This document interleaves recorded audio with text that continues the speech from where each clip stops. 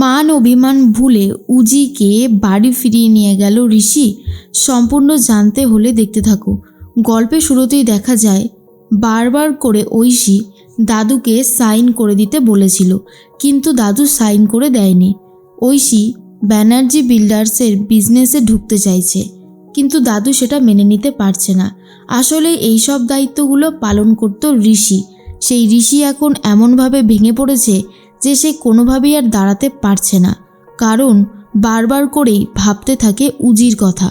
উজির সাথে কাটানো মুহূর্তগুলোর কথাই বারবার মনে করতে থাকে। আর অন্যদিকে দেখা যায় নিশা উজিকে বলে, শোন, আমি তোকে একটা কথা বলি উজি, পরশু দিন কিন্তু আমাদের কোর্টে যেতে হবে। হ্যাঁ, লয়ার আমাদেরকে বলে দিয়েছে ঠিক কী করতে হবে, মানে আমাকে বলে দিয়েছে। তোকে আমি যেই কথাগুলো শিখিয়ে দেব, তোকে কিন্তু ঠিক সেই কথাগুলোই বলতে হবে। তুই যদি বলতে না পারিস তাহলে কিন্তু সব কিছু গণ্ডগোলের হয়ে যাবে। কিরে, বুঝতে পারলি তো? এর মধ্যেই কিছুতেই আর ঘুম আসে না ঋষির। বারবার করে ছটফট করতে থাকে আর মনে করতে থাকে কিভাবে উজি তাকে ঠকিয়েছে। কিন্তু এটাও ঠিক, উজি ঋষির সব বিপদে পাশে এসে দাঁড়িয়েছে। সেই কথাগুলোই বারবার মনে করতে থাকে ঋষি। এরপর ঋষি ফোন করে জিৎ বাসুকে আর বলে, জিৎ, আমি আপনার সাথে কিছু কথা বলতে চাই। আমার একটা কথা খুব মনে হয়। তখন জিৎ বলে, কি মনে হয়? আপনি আমাকে খুলে বলুন, ঠিক কী বলতে চাইছেন। তখনই ঋষি বলে, আমি বলতে চাইছি ওই উজি হরিপ্রসাদ মিত্রের ছোট মেয়ে, ও কিন্তু অপরাধী নয়। আসলে ও তো আমার সাথে ছিল, আমি ওর সাথে অনেক দিনই ঘর করেছি, আমি ওকে খুব ভালোভাবে চিনতে পেরেছি। তখনই জিৎ বলে, আপনি একদম ঠিক কথাই বলেছেন, বড় বোনটাই ছোট বোনটাকে দিয়ে এইসব কাজবাজ করিয়েছে। কিন্তু সত্যিটা কি জানেন ঋষিবাবু? আসলে এই যে নিশা দেবী এই অন্যায়গুলো করেছেন, আর এই অন্যায়গুলো কিন্তু ঢাকার চেষ্টা করেছে ওই উজি, অর্থাৎ ছোট বোনটা। তো সেই আন্দাজে কিন্তু কোর্টের কাছে তিনি একটা অপরাধী হয়ে গেছেন। তবে কিছুটা শাস্তি হয়তো ওনার কম হতে পারে, কিন্তু উনিও কিন্তু শাস্তি পাবেন। পরিচয় গোপন করে অন্য কাউকে বিয়ে করে ঠকানোটাও কিন্তু একটা বড়সড় অপরাধ। তখন ঋষি বলে, হ্যাঁ, উনি হয়তো আমাকে বিয়ে করেছে ঠিকই, কিন্তু উনি আমার কোনো ক্ষতি করতে চাননি আর সবসময় আমাকে বাঁচিয়েছেন। এইটা তো আমি 100 বার বলবো জিৎ। জিৎ তখন বলে, সবটাই বুঝতে পারছি আপনার কথা, ঠিক আছে, দেখা যাক কি করতে চাইছেন আপনি। ঋষি বলে, ওনাকে কি কোনোভাবে জেল থেকে বার করা যায় না, উজ্জ্বলা মিত্রকে? তখন জিৎ বলে, সেটা কি সম্ভব? তবে আপনি যে কথাটা বললেন সেটা আমি একটু ভেবেচিন্তে দেখি, তারপর আপনাকে জানাবো। অন্যদিকে দেখা যায় যে খুবই কান্নাকাটি করতে থাকে ঋষি, আর এর মধ্যেই উজিও খুব কান্নাকাটি করে জেলের মধ্যে। তখনই জিৎ বসু বলে, উজ্জ্বলা দেবী, আপনার সাথে আমার কিছু কথা আছে, আপনাকে তাই জেল থেকে এখন বার করা হবে। তখনই নিশা বলে, কোথায় যাবে আমার বোন? আমার বোন কোথাও যাবে না, ও আমার কাছেই থাকবে। কি শুরু করেছেন আপনি? এইভাবে আমাদের দুই বোনকে আলাদা করার প্ল্যান করছেন, সেটা আমরা হতে দেব না, আমরা কোনোভাবেই আলাদা হব না। তখনই লেডি কনস্টেবলকে ডাকে আর বলে, আপনি এক কাজ করুন, আপনি ওনাকে বাইরে বার করে আনুন। এরপর উজি বলে, দিদি প্লিজ তুই নিজেকে সামলা, উনি যখন ডাকছেন তখন নিশ্চয়ই কোনো কথা বলবেন, তুই খামোখা এত ভয় পাচ্ছিস কেন সেটাই আমি বুঝে উঠতে পারছি না। এর মাঝখানে দেখা যায় দাদু কথা বলতে থাকে ঋষির সাথে আর বলে, জানি তোমার অনেক কষ্ট হচ্ছে আর সেটা হওয়াটাই স্বাভাবিক, কিন্তু সত্যি কি ওই হরিপ্রসাদের ছোট মেয়ে তোমাকে ঠকিয়েছে?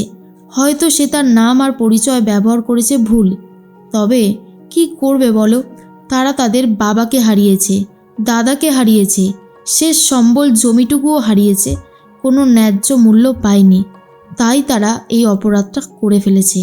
এরপরেই চলে এসেছে ঋষির মা শোভা দেবী আর বলে, তো দাদু একদম ঠিক কথা বলছে ঋষি, ওই মেয়েটাকে দেখে কখনোই আমার মনে হয়নি যে ও একজন অপরাধী, নিষ্পাপ একটা মেয়ে। তখনই চলে আসে ঐশী আর বলে, অ্যাক্টিং এই সব কিছুই করেছিল অ্যাক্টিং, আর এতটাই নিখুঁত অভিনয় করেছিল তাই তোমরা ধরতে পারোনি। যাই হোক দাদু, এই ব্যানার্জি বিল্ডার্সে আমি জয়েন করতে চাই, তুমি সইটা এখানে করে দাও। তখন দাদু ঋষিকে বলে, দেখো ঋষি, তুমি কিন্তু আমাকে একটা ফাইনাল কথা বলো, তুমি কি এই বিজনেসে থাকতে পারবে নাকি পারবে না? তুমি ভেঙে পড়েছ, স্বাভাবিক সেটা, কিন্তু তোমাকে তো উঠে দাঁড়াতে হবে। আমাদের ফ্যামিলি বিজনেসটা এইভাবে ভেঙে যাচ্ছে, দিনের পর দিন ক্লায়েন্টরা ফিরে যাচ্ছে, তুমি কি সেই জায়গাটা পূরণ করবে না? তোমার মতন বুদ্ধিমান এত ভালো ব্যবসায়ী ছেলে খুব কমই আছে। তুমিই তো আমাদের ব্যানার্জি বিল্ডার্সটা এত দূর নিয়ে গিয়েছিলে। এখন সেই তুমি যদি এই বিজনেসে না থাকো তাহলে বিজনেসটার কি অবস্থা হবে বলো তো? আজকে একটা ফাইনাল সিদ্ধান্ত হয়ে যাক। তুমি বলো তুমি কি থাকতে চাও কি চাও না? তাহলে আমি সই করব। যদি তুমি থাকতে না চাও তাহলে আমি ঐশীর আনা কাগজে সই করে দেব। আর যদি তুমি থাকতে চাও তাহলে তোমায় কথা দিতে হবে, তুমি যতই ভেঙে পড়ো না কেন তুমি বিজনেসটাকে এগিয়ে নিয়ে যাবে। এবার তুমি বলো কি করবে? তখনই ঐশী বলে, ও কি করবে আর? ওর কিছু করার নেই, সইটা করে দাও দাদু।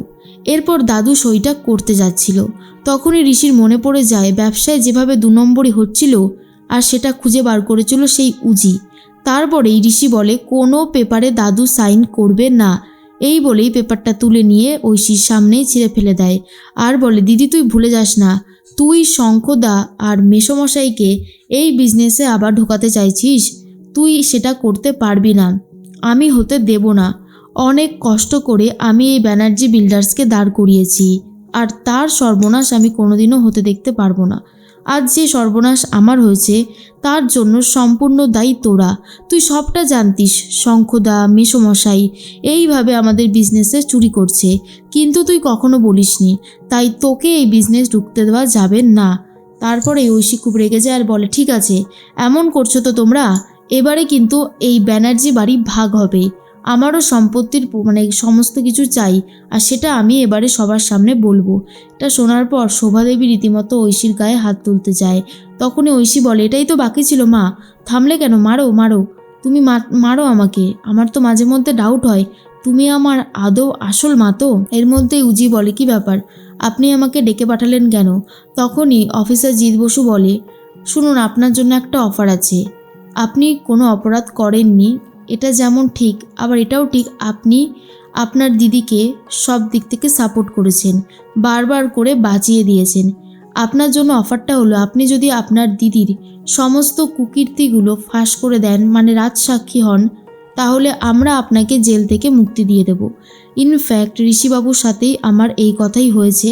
উনি একটা কথা বারবার বলেছে, যদি আপনি সব অপরাধ স্বীকার করে নেন তাহলে আপনাকে ছেড়ে দেওয়া হবে।